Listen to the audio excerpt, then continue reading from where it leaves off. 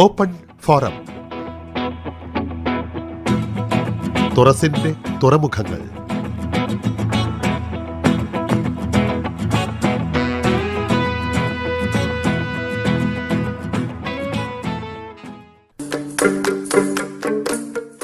ഒരു തെരുവിന്റെ കഥ.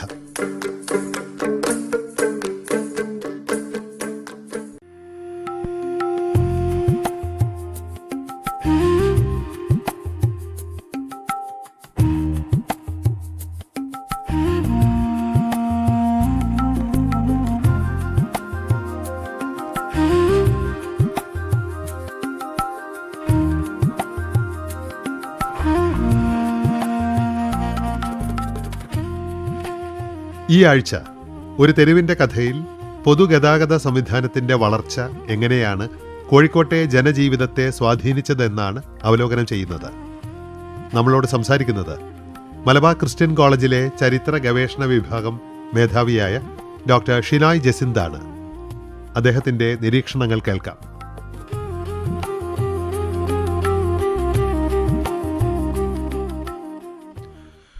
നമ്മൾ ഇതുവരെ കോഴിക്കോട് നഗരവുമായിട്ട് ബന്ധപ്പെട്ട വാണിജ്യ ചരിത്രം, അതുപോലെ തന്നെ ഗതാഗതത്തിൻ്റെ ചരിത്രമൊക്കെയാണ് സംസാരിച്ചുകൊണ്ടിരുന്നത്.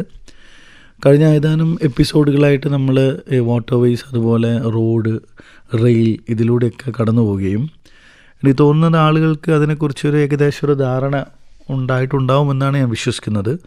അപ്പോൾ അതുകൊണ്ട് തന്നെ ഒരു നഗരം വളരുകയും അതിൻ്റെ സ്വാഭാവികമായ പ്രക്രിയയിലേക്ക് അത് കടന്നു പോവുകയും ചെയ്യുന്ന സമയത്ത് ഇതിനെ പരിപോഷിപ്പിക്കുന്ന രീതിയിലുള്ള ചാനൽസിനെ കുറിച്ചുള്ളൊരു ചർച്ച എന്നുള്ള നിലയിലാണ് ഞാൻ ഈ ഗതാഗതത്തിൻ്റെ ഒരു ഫാക്ട്സുകൾ ഞാനിവിടെ അവതരിപ്പിച്ചത്.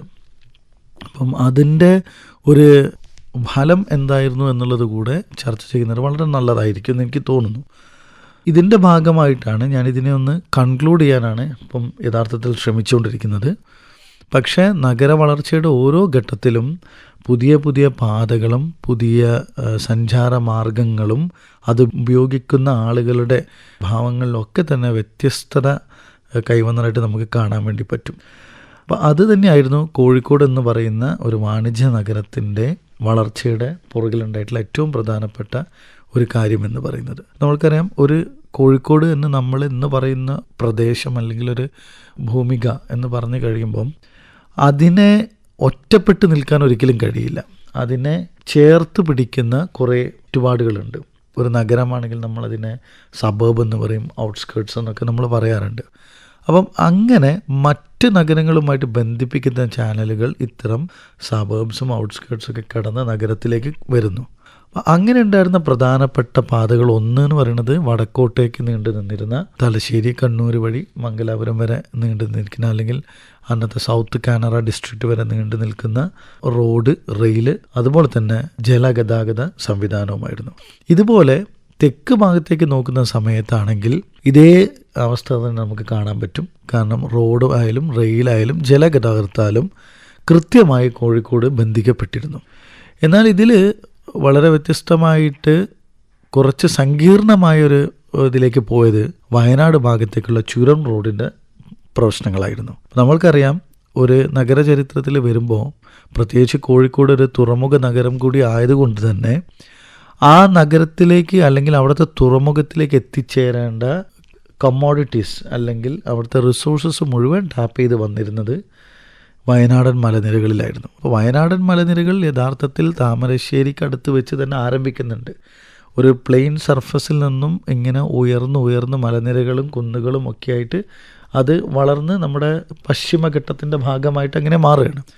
അപ്പോൾ ഈ പ്രദേശത്തേക്കുള്ള സഞ്ചാരപാത നിർമ്മിക്കുന്നതിലാണ് സത്യം പറഞ്ഞാൽ എല്ലാ കാലത്തും പ്രയാസം ഉണ്ടായിരുന്നത്. എന്നാൽ നഗരത്തിന് ഏറ്റവും കൂടുതൽ ബന്ധിപ്പിക്കേണ്ട ഒരു പ്രദേശവും ഈ ഭാഗം തന്നെയായിരുന്നു. അപ്പോൾ ഇന്ന് നമ്മൾ കാണുന്ന പല ചെറിയ വഴികൾ, അതായത് ഗ്രാമീണ റോഡുകൾ, ഇന്ന് നമ്മൾ ഷോർട്ട് കട്ട്സ് എന്നൊക്കെ പറയുന്ന ശരിക്കുള്ള റോഡുകളല്ലാത്തവയൊക്കെ തന്നെ അന്നത്തെ പ്രധാന വഴികളായിരുന്നു. ആ പ്രധാന വഴികളിൽ വളഞ്ഞു പൊളഞ്ഞൊഴുകുന്ന തരത്തിലുള്ള ജലഗതാഗത സംവിധാനങ്ങളും അതുപോലെ തന്നെ റോഡുകളും ഒക്കെ തന്നെ പിന്നീട് പുതിയ പാതകളുടെ വരവോടുകൂടി അതിനെ കുറേയൊക്കെ സ്ട്രെയിറ്റൻ ചെയ്യിച്ച് കൊണ്ടുവരുന്നതായിട്ട് കാണാൻ പറ്റും. ഇത് റോഡുകളുടെ കാര്യത്തിലാണ് പറയുന്നത്. പക്ഷെ അന്ന് അങ്ങനെ ആയിരുന്നില്ല. അന്ന് ലഭിച്ചിരുന്ന സാഹചര്യങ്ങൾ ഉപയോഗിച്ചുകൊണ്ട് ആണ് പല റോഡുകളും വന്നത്. അതാണ് ഞാൻ മുൻ എപ്പിസോഡുകളിൽ സൂചിപ്പിച്ച വിവിധ നമ്പറുകളിൽ രേഖപ്പെടുത്തപ്പെട്ട റോഡുകൾ എന്ന് പറയുന്നത്. ഇത് ഈ ഒരു കണക്ടിവിറ്റിയുടെ കാര്യം സംസാരിക്കുമ്പോൾ എങ്ങനെയാണത് നഗരത്തിനെ ചേർത്ത് പിടിച്ചതെന്നുള്ളതും കൂടെ നമ്മൾ മനസ്സിലാക്കേണ്ടതുണ്ട്. 1861 താമരശ്ശേരി ചുരം റോഡ് വികസിപ്പിക്കുന്നതായിട്ട് കാണാം. അപ്പോൾ താമരശ്ശേരി ചുരം റോഡിൻ്റെ കാര്യം നമ്മൾ പറയുന്ന സമയത്ത് ഈ റോഡ് നിലവിൽ ഉണ്ടായിരുന്നു എന്ന് ചോദിച്ചു കഴിഞ്ഞാൽ ഉണ്ടായിരുന്നു. അത് താമരശ്ശേരി വരെയാണ് വന്നിരുന്നത്. ടിപ്പുവിൻ്റെ കാലഘട്ടത്തിലാണ് ഇത് നിർമ്മിക്കുന്നത്. പിന്നീട് ബ്രിട്ടീഷുകാർ റോഡ് സാപ്പേഴ്സിനൊക്കെ ഉപയോഗിച്ചുകൊണ്ട് അതിനെ വീതി കൂട്ടി നിർമ്മിക്കുന്നതായിട്ട് കാണാം. അപ്പോൾ അതിൻ്റെ ഒരു തുടർച്ചയാണ് ഈ 1861 രേഖകളിൽ നമുക്ക് കാണാൻ പറ്റുന്നത്. PWD രേഖകളനുസരിച്ച് കോഴിക്കോട് താമരശ്ശേരി മൈസൂർ റോഡ് ഈ കാലഘട്ടത്തിൽ നിർമ്മിക്കുമ്പോൾ അതിൻ്റെ യഥാർത്ഥ വഴി എന്ന് പറയുന്നത് ഇന്ന് നമ്മൾ കാണുന്നത് പോലെ കോഴിക്കോട് നിന്ന് ആരംഭിച്ച് താമരശ്ശേരി വഴി ലക്കിടി, കൽപ്പറ്റ, ബത്തേരി അങ്ങനെ ആയിരുന്നില്ല പോയിരുന്നത്. അതിന് പകരം ലക്കിടിയിൽ നിന്നും മാനന്തവാടിയിലേക്ക് ഉള്ള റൂട്ടിലാണ് അത് പോകുന്നുണ്ടായിരുന്നത്. അപ്പോൾ ഇതിലൂടെ കടന്നു പോകുന്ന മറ്റ് പല റൂട്ടുകളുമുണ്ട്. ഇപ്പോൾ പടിഞ്ഞാറത്തറ എന്നൊക്കെ പറയുന്ന തരത്തിലുള്ള റൂട്ടുകളുണ്ട്. അപ്പം അങ്ങനെയുള്ള വഴികളിലൂടെ ചേർന്നിട്ട് ഇത് മാനന്തവാടി എത്തി. മാനന്തവാടിയിൽ നിന്നാണ് ഇന്ന് നമ്മൾ കാണുന്ന കുട്ട വഴി അത് മൈസൂരിലേക്ക് പോയിക്കൊണ്ടിരുന്നത്. അപ്പോൾ ഈ റോഡിന് യഥാർത്ഥത്തിൽ അന്ന് അനുമതി ലഭിക്കുന്നത് ജൂലൈ മാസം 1861 അത് അന്നത്തെ ചീഫ് സെക്രട്ടറി ആയിട്ടുള്ള പൈക്രോഫ്റ്റ്, അന്നത്തെ മലബാർ കളക്ടർ അല്ലെ ഗ്രാൻറ്റിന് കൊടുത്തൊരു രേഖയിലാണ് ഈ വക കാര്യങ്ങൾ നമുക്ക് വ്യക്തമാവുന്നത്. എന്നാൽ 1861 ഇത് നിർമ്മിച്ചതെന്ന് നമുക്ക് പറയാൻ പറ്റില്ല. ആ ഉള്ള റോഡിനെ, അതായത് ടിപ്പുവിൻ്റെ ഗൺ റോഡിനെ വികസിപ്പിച്ചുകൊണ്ടാണ് ഈ ചുരം റോഡിൽ അത് വരുന്നത്. എന്നാൽ അതേസമയം ഇവിടെ നമുക്ക് ശ്രദ്ധിക്കേണ്ട ഒരു വിഷയം എന്ന് വെച്ച് കഴിഞ്ഞാൽ ഇതിൻ്റെ വീതി എന്ന് പറയുന്നത്, അതായത് പുനർനിർമ്മിക്കുമ്പോൾ വീതി വന്നത് 33 അടിയിലാണ് അതിൻ്റെ വീതി വരുന്നത്. അപ്പോൾ 1866 ആകുമ്പോൾ നമുക്ക് കാണാൻ പറ്റും വയനാട് പ്ലാന്റേഴ്സ് അസോസിയേഷൻ, മേപ്പാടിയുള്ള ഈ തോട്ടം ഇതിൻ്റെ ഉടമകളുടെ സംഘടനയിൽ നിന്നും മലബാർ കലക്ടർക്കൊരു കത്ത് വരുന്നതായിട്ട് കാണാൻ പറ്റും. ആ കത്തിൽ ഇങ്ങനെയാണ് പറയുന്നത്: കോഴിക്കോട് വൈത്തിരി റോഡിൻ്റെ അവസ്ഥയാണ് അവർ അതിൽ വിവരിക്കുന്നത്. അതായത് ഈ റോഡ് പൂർണ്ണമായിട്ട് നശിച്ചുകൊണ്ടിരിക്കുകയാണ്. ഇപ്പോൾ ഉള്ള ഈ ഒരു സമയം എന്ന് പറയുന്നത് വിളവെടുപ്പ് കഴിഞ്ഞു. അതായത് അവിടുത്തെ കാർഷിക ഉൽപ്പന്നങ്ങളെല്ലാം, പ്രത്യേകിച്ച് തേയില പോലുള്ള ഉൽപ്പന്നങ്ങളെല്ലാം തന്നെ കോഴിക്കോട് തുറമുഖത്തേക്ക് അടിയന്തരമായിട്ട് എത്തിക്കേണ്ടതുണ്ട്.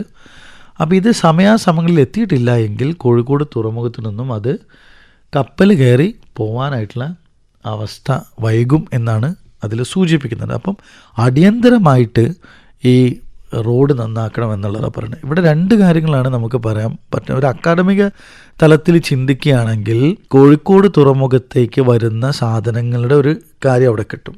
അപ്പം അതിൽ നിന്ന് നോക്കിയാൽ തന്നെ നമുക്ക് മനസ്സിലാവും ഗതാഗത സംവിധാനങ്ങൾ വളരെ വേഗം എന്തിന് വികസിപ്പിച്ചു.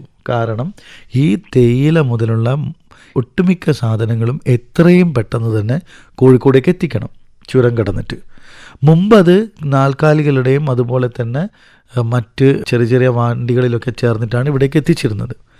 അപ്പോൾ ലോറികളിലോ അല്ലെങ്കിൽ സമാനമായിട്ടുള്ള എന്തെങ്കിലും വാഹനത്തിലോ ഇത് താഴത്തേക്ക് എത്തിക്കണം. താഴെ വന്ന ശേഷം തീവണ്ടിയിലും അതുപോലെ തന്നെ കപ്പലുകളിലുമൊക്കെ ആയിട്ട് ഇതിനെ മറ്റ് സ്ഥലങ്ങളിലേക്ക് ഉള്ള മാർക്കറ്റുകളിലേക്ക് അയക്കേണ്ടതായിട്ടുണ്ട്. രണ്ടാമത്തെ ഒരു കാര്യം എന്താണെന്ന് വെച്ച് കഴിഞ്ഞാൽ ചുരം റോഡ് ഇന്നത്തെ പോലെ തന്നെ അന്നും വലിയ പ്രശ്നമായിരുന്നു. PWD റെക്കോർഡ് തന്നെ അതിനെ തുടർന്ന് വരുന്നുണ്ട്. ഞാൻ ഈ പറഞ്ഞ 1866 തന്നെ മറ്റൊരു റെക്കോർഡിൽ പറയുന്നുണ്ട്. അതായത് വെസ്റ്റ് കോസ്റ്റ് ഡിവിഷനാണ് ഈ ചുരം റോഡിൻ്റെ നിർമ്മാണ പ്രവർത്തനങ്ങളിൽ അന്ന് ഏർപ്പെട്ടിരുന്നത്. PWD വെസ്റ്റ് കോസ്റ്റ് ഡിവിഷൻ്റെ എഞ്ചിനീയർ തന്നെ പറയുന്നുണ്ട് തുടർച്ചയായ മെയിൻ്റെനൻസ് ആണ് ഞങ്ങൾ ഈ റോഡിൽ നടത്തിക്കൊണ്ടിരിക്കുന്നത്. പക്ഷേ രണ്ട് കാര്യങ്ങളാണ് ഇതിന് വിഘാതം പറയുന്നത്. ഒന്ന്, ചുരത്തിൽ പെയ്യുന്ന കനത്ത മഴ. ഈ കനത്ത മഴ മുകളിൽ നിന്നുള്ള പാറക്കെട്ടുകളും കാര്യങ്ങളൊക്കെ കൊണ്ടുവന്ന് ഇന്നത്തെ പോലെ സ്ട്രോങ് ആയിട്ട് കോൺക്രീറ്റ് ചെയ്ത റോഡും അല്ലാതെ അതിനെ മുഴുവനായിട്ടും വലിച്ചു കൊണ്ടുപോകുന്നതായിട്ട് നമുക്ക് കാണാം ഈ രേഖകളിലൂടെ. രണ്ടാമത് അവർ പറഞ്ഞത് ഹെവി ട്രാഫിക്കാണ്. ഇതിനെ പുനർനിർമ്മിക്കാൻ ഒരിടം പോലും കിട്ടാത്ത വിധത്തിൽ ട്രാഫിക് ഉണ്ടായിരുന്നുള്ളതാണ്. അതും നമ്മളിവിടെ ചിന്തിക്കേണ്ട ഒരു വിഷയമാണ്. അപ്പോൾ അത്രയധികം ട്രാഫിക് എന്ന് പറഞ്ഞു കഴിഞ്ഞാൽ ഈ ട്രാഫിക്കിൻ്റെ ഇഷ്യൂ ഇന്നും നമ്മൾക്കറിയാമല്ലേ. മുകളിൽ ഒരു ബ്ലോക്ക് ഉണ്ടായാൽ അത് താഴെ അടിവാരം വരെ നീണ്ടു നിൽക്കുന്ന ഒരു അവസ്ഥയാണ്. അപ്പോൾ ഇത് സൂചിപ്പിക്കുന്നത് ആ കോഴിക്കോടേക്കുള്ള ആ പോക്ക് വരവാണ്, ഗതാഗതത്തിൻ്റെ ആവശ്യകതയാണ് സൂചിപ്പിക്കുന്നത്. അപ്പോൾ ഇങ്ങനെ പ്രകൃതിയുടെ പ്രശ്നങ്ങളും എല്ലാത്തിനും അതിജീവിച്ചുകൊണ്ടാണ് ഈ സമയം ഈ റോഡ് ഗതാഗതം ഈ ഭാഗത്ത് ഡെവലപ്പ് ചെയ്തു വരുന്നത്. അപ്പം മഴക്കാലത്ത് റോഡുകൾ തകരാറിലാവുന്നത് സംബന്ധിച്ച് ഇതുപോലെ തന്നെ മുനിസിപ്പൽ അധികാരികൾ PWDയുമായി ബന്ധപ്പെട്ട ധാരാളം ചർച്ചകൾ നമുക്ക് നടക്കുന്നതായിട്ട് കാണാൻ പറ്റും.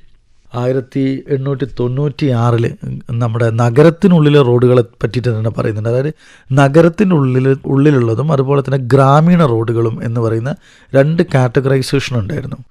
അതിൽ ഗ്രാമീണ റോഡുകൾ മെയിൻറ്റെയിൻ ചെയ്യാനായിട്ട് 500 രൂപയാണ് വാർഷികമായിട്ട് മുനിസിപ്പൽ കൗൺസിലിന് അന്ന് കൊടുത്തിരുന്നത്. അതേസമയം നഗരത്തിലെ റോഡുകളുടെ പരിപാലനം ഞാനൊരു മുൻ എപ്പിസോഡുകളിൽ ഞാൻ പറഞ്ഞിരുന്നു. അപ്പോൾ ഈ തുടർച്ചയായ മഴ എന്നുള്ളത് അന്ന് വലിയൊരു പ്രശ്നം തന്നെയായിരുന്നു, നഗരം നേരിട്ടുന്ന വലിയൊരു പ്രശ്നം. അതുകൊണ്ട് തന്നെ ഇവർ നഗരത്തിൻ്റെ ഉള്ളിൽ ഈ മഴവെള്ളം ഒഴുകിപ്പോകാനുള്ള രീതിയിലുള്ള ചാനലുകൾ അന്നേ ഉണ്ടാക്കിയിരുന്നു. ഈ ചാനലുകൾ കൾവേർട്ടുകളുമായിട്ട് ബന്ധിപ്പിച്ച് റോഡിന് വലിയ ബ്രിഡ്ജുകൾക്ക് പകരം കൾവേർട്ടുകൾ നിർമ്മിക്കുന്നതായിട്ട് നമുക്ക് കാണാൻ പറ്റും. അപ്പോൾ ഇങ്ങനെയുള്ള കൾവേർട്ടുകളിലും അതുപോലെ കൊച്ചു കൊച്ചു പാലങ്ങളുടെ പ്രവർത്തനങ്ങളും ഒക്കെ വളരെ സമയബന്ധിതമായിട്ട് നടത്തുന്നതായിട്ടും കാണാൻ പറ്റുന്നുണ്ട്.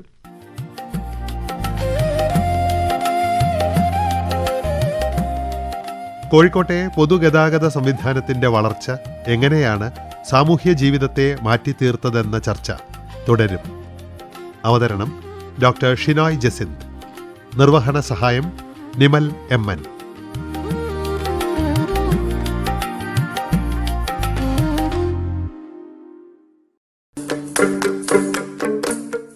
ഒരു തെരുവിന്റെ കഥ.